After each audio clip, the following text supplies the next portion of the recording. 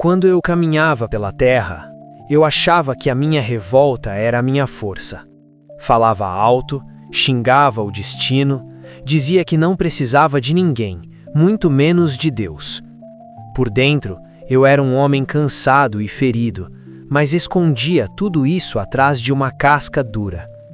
Prometeram amor e veio abandono. Prometeram apoio e veio cobrança. Com o tempo, passei a enxergar a vida como uma guerra. Ou eu endurecia ou seria pisado. Quando alguém falava de fé, oração ou vida após a morte, eu zombava. Chamava de fantasia, coisa de gente fraca. Orgulhava-me de falar a verdade na cara, mesmo ferindo quem me amava. Eu usava palavras como armas e confundia sinceridade com agressividade. Muitas vezes ouvi: "Confie em Deus, Ele sabe o que faz." E eu respondia, irônico: "Se Ele sabe o que faz, gosta de ver o povo sofrer." Cada pensamento de revolta era um tijolo no muro que eu erguia contra Deus, contra as pessoas e contra mim mesmo. Culpava o mundo por tudo, pelas oportunidades que não tive, pelas perdas, até pelos erros que eu mesmo havia cometido. Em casa, eu era impaciente. Queria ser compreendido, mas não compreendia. Queria ser ouvido, mas pouco escutava. À noite, às vezes me perguntava: e se eu estiver errado? E se existir algo a mais? Mas logo cortava o próprio pensamento. Besteira. Nasce, sofre, morre e acabou. Eu não sabia que nenhum pensamento se perde. Quanto mais eu negava a esperança, mais apagava algo dentro de mim. A revolta que eu cultivava seria, mais tarde, a companhia que me seguiria além da morte. Se alguém me dissesse que um dia eu escreveria uma carta do mundo espiritual confessando tudo isso, eu teria rido. Hoje, depois da minha partida do plano físico, eu entendo. A revolta não me protegia, apenas me afastava da paz que eu fingia desprezar, mas no fundo sempre desejei. Foi assim que o dia da minha despedida da Terra chegou, e eu não fazia ideia de como aquele momento mudaria tudo o que eu pensava sobre vida, morte e sobre Deus. O dia em que deixei a Terra não parecia diferente dos outros.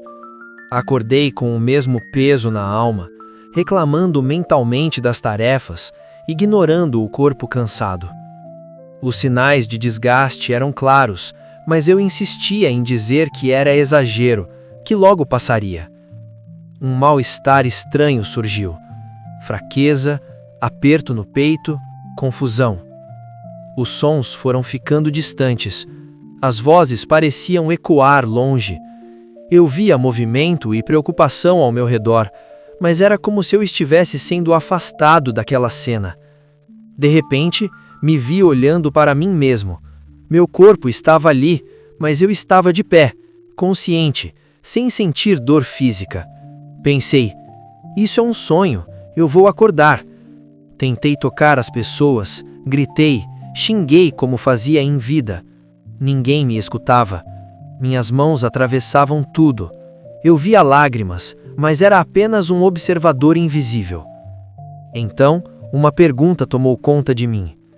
Será que eu morri? Lembrei-me de todas as vezes em que zombava da vida após a morte. Eu dizia que depois tudo acabava, mas ali eu estava, lúcido, pensando, sentindo. Não vi anjos com trombetas, nem julgamentos grandiosos. Senti apenas que estava sendo afastado daquilo que eu chamava de minha vida. Trabalho, discussões, preocupações, tudo começou a perder importância.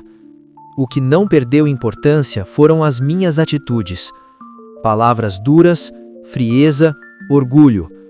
Essas lembranças vinham em flashes, como se alguém rebobinasse o filme da minha existência.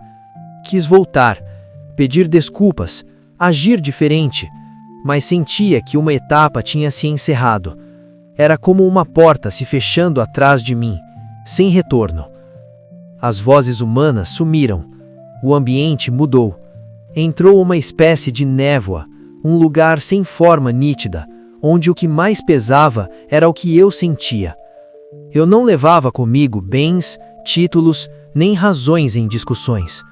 Levava apenas o peso da minha vibração. A revolta que me acompanhou por tantos anos parecia ser agora o meu único pertence. Eu, que dizia que depois da morte tudo acabava, estava mais vivo do que nunca, mas mergulhando em um vazio e uma solidão que nunca havia sentido. Eu estava me aproximando do reflexo do meu mundo interior, um lugar que muitos chamam de umbral e que eu logo conheceria melhor. Não sei quanto tempo passou até eu acordar naquele outro lado. Não havia dia, noite, relógio. Havia apenas continuidade e angústia. Quando recobrei mais clareza, percebi que estava sozinho, sem família, sem amigos, sem casa. O ambiente era pesado, opaco, sufocante. Não eram paredes, mas tudo parecia denso, como se o ar carregasse dor. A solidão era quase palpável. Eu chamava, reclamava, perguntava onde todos estavam. Nenhuma resposta. Via à distância outras presenças perdidas. Alguns murmuravam, outros gritavam, outros choravam, cada um preso em seus próprios pensamentos. E eu me via igual, repetindo: por que comigo? Por que eu? Por que Deus fez isso comigo? Com o tempo compreendi. Aquele lugar não era um castigo externo. Era o reflexo do que eu carregava por dentro. Cada revolta, cada mágoa alimentada, agora ecoava ao meu redor. O fogo que queimava não era o do corpo, era o da consciência. Revivi discussões, humilhações, recusas de carinho, ironias. O silêncio ali falava, e a voz mais alta era a da minha própria consciência. Eu tentava justificar. A vida foi dura comigo. Se tivessem me entendido, eu teria sido melhor. Mas, pouco a pouco, essas desculpas foram perdendo força. Comecei a enxergar o quanto eu havia escolhido o caminho mais duro, orgulhoso e egoísta. Quanto mais eu resistia, mais pesado tudo ficava. Minha própria energia me prendia ali. Reclamei da solidão, mas percebi que foram as minhas atitudes que afastaram os outros. Chegou um momento em que eu cansei de lutar. Sentei ou simplesmente parei de fugir de mim e chorei. Não era choro de raiva, era o choro de quem finalmente admite: eu errei, eu me perdi de mim mesmo. Nas lembranças surgiam oportunidades de amor que eu desprezei, abraços recusados, pedidos de desculpa rejeitados, chances de perdoar que deixei para depois. Percebi que o verdadeiro umbral era o estado da minha alma. A região onde eu estava apenas refletia isso. Foi então que do fundo de mim nasceu um pensamento diferente. Se houver alguém me ouvindo, se Deus realmente existir, se eu ainda tiver alguma chance, me ajuda. Uma prece simples, tímida, mas sincera. Foi a primeira brecha que eu abri, e a partir dela, a escuridão começou a se transformar. Depois daquela prece, nada mudou de forma mágica, mas tudo começou a mudar por dentro. A escuridão já não parecia tão fechada. Eu via aqui e ali um brilho suave, como pequenas luzes se aproximando aos poucos. Repetia, com vergonha: se Deus existir, me perdoa. Eu não soube fazer melhor. E sentia um leve alívio, como se o ambiente ficasse menos pesado. Percebi então presenças ao meu lado. Uma paz diferente me envolveu. Não era ameaça nem julgamento, era acolhimento. Distinguia dois espíritos serenos. Um deles se aproximou e falou direto à minha mente: meu irmão, estamos com você há muito tempo. Você só agora permitiu que nos aproximássemos. Perguntei, confuso: quem são vocês? Amigos, ele respondeu. Estamos a seu lado desde antes da sua partida do plano físico. Mas o orgulho, a revolta e a descrença fecharam o seu coração. Hoje, seu pedido sincero abriu a porta por dentro. Chorei como há muito tempo não chorava, pela vida que poderia ter sido diferente, pelas oportunidades que recusei. Eu não era forte, era apenas endurecido. Fui informado que seria levado a um lugar de cuidado, para tratar as feridas da alma. O ambiente começou a se modificar, a densidade se dissolvia. Senti que era conduzido a outra faixa de vibração. Quando despertei, estava em um espaço mais sereno, um lugar de recuperação, como um hospital da alma. Outros espíritos também eram atendidos. Havia simplicidade, ordem e muita paz. Ali o tratamento vinha através da paciência, do esclarecimento e do amor. Fui convidado a rever minha vida com outro olhar. Aprendi que Deus nunca me abandonou, eu é que havia me afastado dele. Entendi que a vida continua, que cada pensamento e atitude tem consequência. A justiça divina não me punia, me educava. Eu colhia o que semeara, mas sempre envolvido pela misericórdia. Foi nesse ambiente que me falaram sobre esta carta. Um benfeitor explicou que se eu aceitasse relatar minha experiência, poderia ajudar pessoas na Terra que vivem a mesma revolta que me dominou. Com o coração mais humilde, respondi: se for da vontade de Deus, que a minha história ajude alguém a mudar antes de sofrer o que eu sofri.